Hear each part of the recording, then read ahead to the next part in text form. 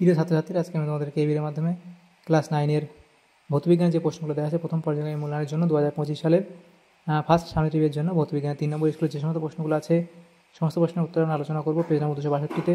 তোমরা ভিডিওটা শুরু থেকে শেষ অবধি অবশ্যই দেখবে এবং চ্যানেল যদি নতুন হয়ে থাকে অবশ্যই তোমরা চ্যানেলটাকে সাবস্ক্রাইব করে রাখবে পরবর্তী স্কুলগুলো প্রশ্নোত্তর পাওয়ার জন্য। এবং এর আগের যে স্কুলগুলো ছিল সেগুলোর প্রশ্নোত্তর আমরা আলোচনা করে দিয়েছি, তোমরা সেগুলো প্লেলিস্ট থেকে পেয়ে যাবে, অবশ্যই সেই প্রশ্নোত্তরগুলো দেখে নিও। এবং এই প্রশ্নোত্তর পিডিএফ তোমরা পরবর্তীতে আমাদের টেলিগ্রাম চ্যানেল থেকে পেয়ে যাবে, আমাদের ডিসক্রিপশনে লিঙ্ক দেওয়া আছে টেলিগ্রাম চ্যানেলে, সেখান থেকে তোমরা যুক্ত হয়ে যেতে পারবে। তো সেটা দেখো, আমাদের 3 নম্বর স্কুলের প্রশ্ন গ্রুপ এর মধ্যে যে প্রশ্নগুলো আছে।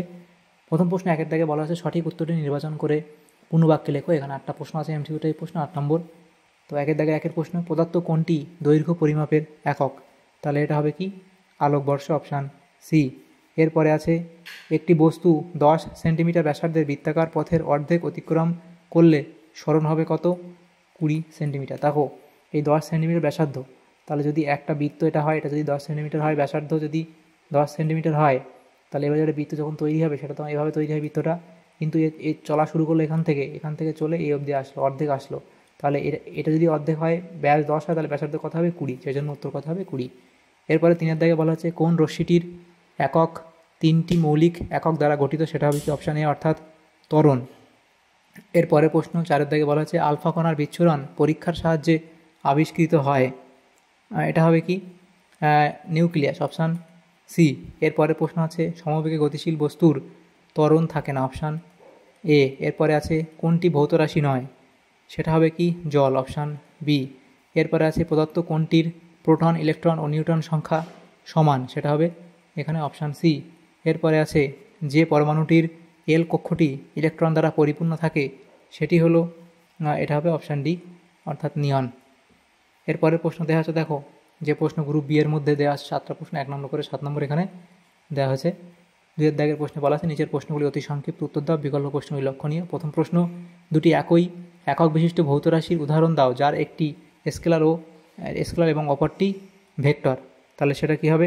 দ্রুতি এবং বেগের একক একই হলেও দ্রুতি স্কেলার রাশি কিন্তু বেগ হলো ভেক্টর রাশি। তাহলে কি হবে? কি লিখবে? দুটি একই একক বিশিষ্ট ভৌত রাশির উদাহরণ দাও। তাহলে একটা হবে কি দ্রুতি, তাহলে একটা হবে কি দ্রুতি। আচ্ছা, এখানে কেন এটা পরের পেজ চলে এসছে? তাহলে একটা হবে কি দ্রুতি ও বেগ, এদের একক সমান, হলেও দ্রুতি হলো স্কেলার রাশি, কিন্তু বেগ ভেক্টর রাশি। তাহলে এভাবে তোমার উদাহরণ দেবে এটা। এরপরে আছে কার্যের সমমাত্রিক রাশিটির নাম লেখো। তাহলে কার্যের সমমাত্রিক রাশিটি হলো কি শক্তি। এরপরে প্রশ্ন শূন্যস্থান পূরণ করো। একটি বস্তুর ভর 3000 কেজি এবং আয়তন 3 মিটার কিউব হলে এর ঘনত্ব কত হবে? এর ঘনত্ব হবে 1000 কেজি, এটা দিয়ে ভাগ করতে হবে, তাহলে কী হবে? 1000 কেজি পার মিটার কিউব। এরপরে প্রশ্ন, নিউটনের কোন গতিসূত্র থেকে সিদ্ধান্ত করা যায় যে প্রকৃতিতে একক বিচ্ছিন্ন বলের অস্তিত্ব অসম্ভব? তাহলে লিখবে তৃতীয় গতিসূত্র থেকে প্রমাণ পাওয়া যায়। তৃতীয় গতিসূত্র। এরপরের প্রশ্ন, চলন্ত দুটি ট্রেনের যাত্রীরা কখন পরস্পরকে স্থির অবস্থায় দেখে? একই বেগে একই অভিমুখে গতিশীল তখন।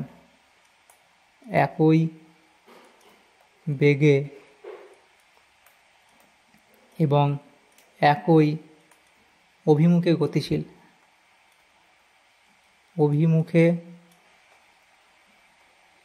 গতিশীল দুটি ট্রেনের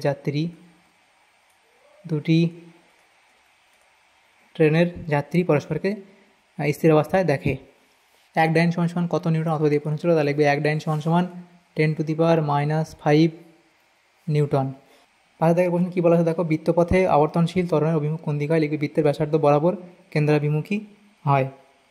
এরপরে প্রশ্ন দেওয়া হয়েছে, দেখো কোনো বস্তুকে ক্যাথোড রশ্মি দ্বারা আঘাত করলে কি ঘটে? ক্যাথোড রশ্মি দ্বারা আঘাত করলে বস্তুটি উত্তপ্ত হয়, লিখবে বস্তুটি উত্তপ্ত হয়। এরপরে আছে কোন বলের প্রভাবে নিউক্লিয়াস ভেঙে যায় না? নিউক্লিয় বলের প্রভাবে নিউক্লিয়াস ভেঙে যায় না। নিউক্লিয় বলের প্রভাবে নিউক্লিয় বলের প্রভাবে নিউক্লিয়াস ভেঙে যায় না। তাহলে এগুলো হলো গ্রুপ বি এর প্রশ্ন। এরপরে যে প্রশ্নগুলো আছে দেখো সেগুলো গ্রুপ সি এর প্রশ্ন। সেখানে বলা হয়েছে প্রথম প্রশ্ন 3 দাগের 1 প্রশ্ন, স্কেলে সাধারণত কাঠের তৈরি হয় কেন? তাহলে স্কেল সাধারণত কাঠের তৈরি হয় কেন সেটা তোমরা অবধি লিখে দেবে। এরপরে আছে ভালো তুলাযন্ত্রের সুবিধা, এই ভালো তুলাযন্ত্রের আবশ্যকীয় গুণাবলী কী কী, এই পয়েন্টগুলো লিখবে। অথবা এই প্রশ্ন ছিল এককবিহীন ভৌত রাশি কাকে বলে, লিখবে। উদাহরণ তোমরা দেবে, যেমন উদাহরণ দেবে। এরপরে প্রশ্ন আছে দেখো কোনো বস্তুর গড় দ্রুতি শূন্য নয় কিন্তু গড় গতিবেগ শূন্য হতে পারে, সেটা তোমরা এই অবধি লিখে দেবে। এরপরে প্রশ্ন 4 দাগের প্রশ্নে বলা আছে কুলম্বের কম্বলের ধুলো ঝাড়ার জন্য রোদে দেওয়া কম্বলকে লাঠি দিয়ে আঘাত করা হয় কেন, এই অবধি লিখবে। এরপরে আছে ভরই বস্তুর জড়তার পরিমাপ ব্যাখ্যা করো, সেটা তোমরা এই অবধি ব্যাখ্যা করবে। এরপরে সিজিএস ও এসআইতে বলের পরম এককগুলি কী কী? তাহলে সিজিএস পদ্ধতিতে বলের পরম একক ডাইন, এসআই পদ্ধতিতে হচ্ছে কি নিউটন। এরপরে ভর ও আধানের বিচারে প্রোটনের সঙ্গে ইলেকট্রনের দুটি পার্থক্য উল্লেখ করো, সেটা দেওয়া আছে, পুরো লিখে দেবে। এরপরে প্রশ্ন আছে 6 দাগের প্রশ্ন রাদারফোর্ডের পরমাণু মডেলে দুটি প্রধান ত্রুটি উল্লেখ করো, এই দুটো লিখবে। এরপরে আচ্ছা এরপরে যে প্রশ্নটা ছিল এখানে সেটা তোমাদের অঙ্কটা এইটা ঠিক করে নিও। এই এক্সটা এভাবে ছিল, নিচে এ ছিল এবং উপরে বি ছিল এবং ওয়াইয়ের ক্ষেত্রে এখানে সি ছিল, এখানে ডি ছিল। তো এটা ছিল যে পরস্পরের আইসোটোপ হলে প্রমাণ করো এটা। তাহলে লিখবে কি, এরা পরস্পরের আইসোটোপ, তাহলে কী হবে, এদের পারমাণবিক সংখ্যা সমান। এরা পরস্পরের, তাহলে লিখি এখানে যে এরা পরস্পরের আইসোটোপ, এরা পরস্পরের আইসোটোপ, তাই এদের পারমাণবিক সংখ্যা সমান, তাই এদের পারমাণবিক সংখ্যা সমান, এটা বলতে পারি আমরা। তাহলে অর্থাৎ কী হবে, এখানে এ হচ্ছে পারমাণবিক সংখ্যা, সি হচ্ছে পারমাণবিক সংখ্যা, তাহলে এ সমান সমান আমরা সি লিখতে পারি। তাহলে তার পরের লাইন কি লিখব, এ মাইনাস সি সমান সমান 0 লিখতে পারি। আবার এখানে এখন এভাবে লিখতে পারি যে এখন এই যেটা বলা আছে এটা B square plus D square into A square minus C square, এটা আছে, এটা সমান সমান কী করবো দেখো, A plus A square plus B square into, আচ্ছা এটা আলাদা আলাদা আছে। তাহলে আমরা দেখো এখানে আমরা ভ্যালুগুলো বসাবো। তাহলে b square plus D square যেটা আছে থাক, এখানে এ এবং সি যেটা আছে, তাহলে এ স্কোয়ার জায়গায় এ স্কোয়ার লিখলাম। এই যে সি স্কোয়ার, এই সি স্কোয়ার জায়গায় কী লিখবো, এ সমান সমান সি লিখতে পারি আমরা।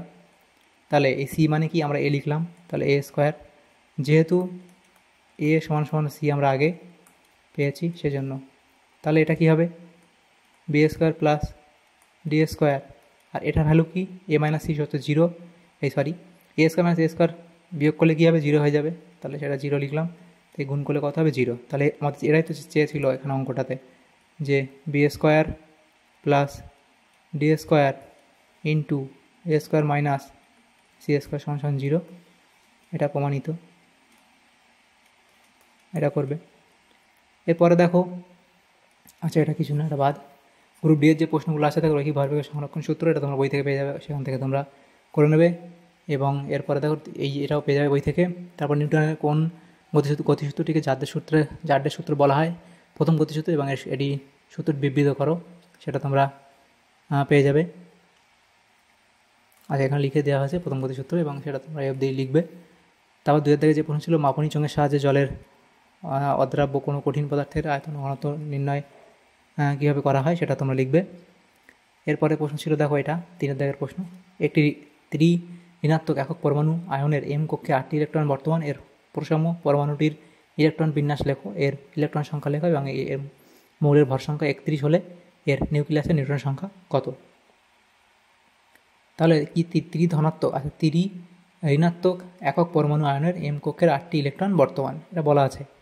তাহলে প্রসম পরমাণু সর্বস্থ কক্ষে অর্থাৎ এম কক্ষে ইলেকট্রন সংখ্যা কত হবে, অতএব লিখবি প্রসম, যেহেতু এটা বলা আছে অর্থাৎ তাহলে প্রসম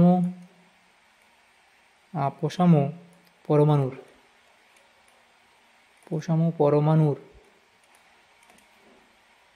সর্ববহিস্থ কক্ষে কটা থাকবে ইলেকট্রন? প্রসম পরমাণুর সর্ববহিস্থ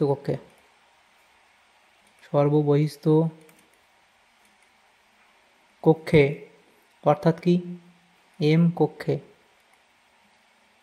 কক্ষে ইলেকট্রন সংখ্যা কত হবে? যেহেতু বলা আছে যে একটি ঋণাত্মক একক পরমাণুর আয়নের এম কক্ষে 8টি ইলেকট্রন বর্তমান, তাহলে প্রসম পরমাণুর সর্ববহিস্থ কক্ষে এম কটি থাকবে? ইলেকট্রন সংখ্যা হবে কত? 8, সেখান থেকে 3 বাদ যাবে, সেহেতু ঋণাত্মক পরমাণু আয়ন বলা আছে, তাহলে সেটা বাদ গেলে কত হবে? 5টি। এটা হলো। এরপরে প্রশ্ন, এরপরে কি করব যে প্রসম পরমাণুটির ইলেকট্রন বিন্যাস কী হবে? তাহলে প্রসম পরমাণুটির ইলেকট্রন বিন্যাস,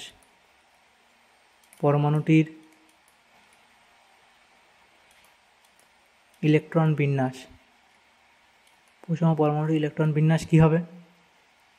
তাহলে কে কক্ষে থাকবে 2টো, এর কক্ষে কটা হবে? 8টি, আর লাস্ট এম কক্ষে কটা থাকবে? তাহলে 5টা থাকবে, 5টি। এটা হবে।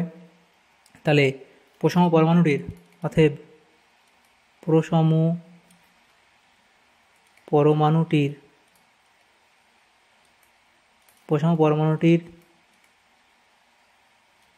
ইলেকট্রন, প্রসম পরমাণুটির পরমাণু ক্রমাঙ্ক কত হবে?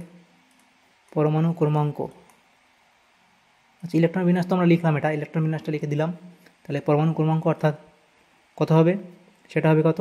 2, 8 যোগ 5, 2 যোগ 8 যোগ 5, তাহলে কত হবে?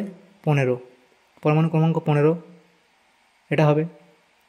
তাহলে প্রসম পরমাণুটির ইলেকট্রন সংখ্যা কত? পরমাণু ক্রমাঙ্ক 15, মানে তাহলে অতএব প্রসম পরমাণুটির ইলেকট্রন সংখ্যা সেটাও কী হবে? 15টি। তাহলে তাহলে মৌলটির ভর সংখ্যা কী আছে? মৌলের ভর সংখ্যা 31 হলে এর নিউক্লিয়াসের নিউট্রন সংখ্যা কত? তাহলে ভর সংখ্যা যেহেতু, তাহলে কি মৌলের ভর সংখ্যা 31, তাহলে মৌলের ভর সংখ্যা 31 যদি হয়, তাহলে নিউট্রন সংখ্যা কত? অতএব তাহলে মৌলের নিউট্রন সংখ্যা কী হবে? ভর সংখ্যা মাইনাস আমাদের ইলেকট্রন সংখ্যা,